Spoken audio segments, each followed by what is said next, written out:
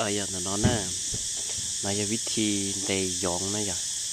นี่จะเต้นได้เลือดสับเป้าจะกุมันเคียนได้ตรงนั้นนะอย่าอ้วนเด่นแต่เจนได้มวยลูกป่อง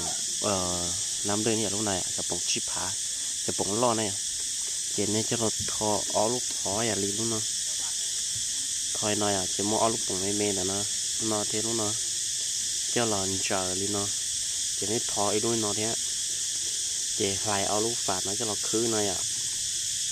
ตอนนั้นอย่าเนี่ยเจทอเขาเนาะก็จะตุยงก็จะยงหนึ่งก้าโตแต่เนาะตัวเนาะตัวดอกน้อยอ่ะเจไม่รู้ตายละจอลีน้อยอ่ะtao chỉ nên muốn cho đi nó nè cho đi nó chỉ nên nó mua cho quần chế à là nói cho quần chế á mất quần chế cho nó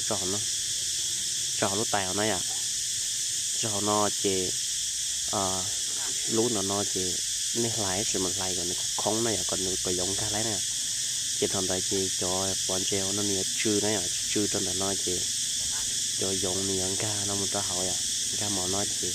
nếu muốn nó cho bọn treo nó thì trâu cho bọn treo nó tha ta chỉ nhiều dê là số nói à nhiều dê số nói chỉ nhiều da ca là nó trâu nói à chỉ lo sau nói chỉ nhiều da nó thật tin da tàu chỉ nhiều phóng rồi cho đấy nói à chỉ nhiều tua họ nói à tao nói rằng câu thế nên ra là mấy dạng câu thế giờ tích mà do vì lý do cho giống nó chỉ ra cho cá là nó tờ mà nó nhở tại hết vì hay địa giống nó nhở cho giống là nó rất địa nếu tôi ra mù là gì nếu chúng mua mù thế này à chỉ cho cá lò này à nếu ra gì nếu ra mù thế chỉ cho cá lò cho tờ họ cũ tao nói à chỉ ra mù thế này àใช่มันก็บ่ได้เสียหายอย่างปลาที่ไว้มันเข้าเอง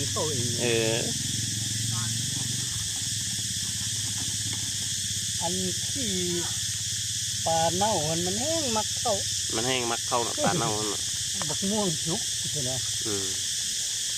เอามะม่วงใส่เนาะอันนี้อะไรมันตอมเนี่ย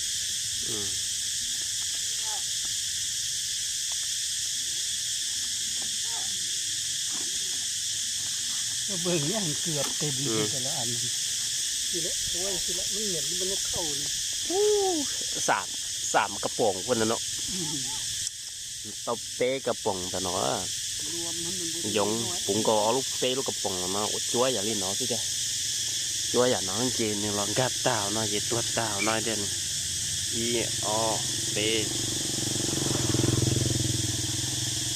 เปลูกกระป๋องนะ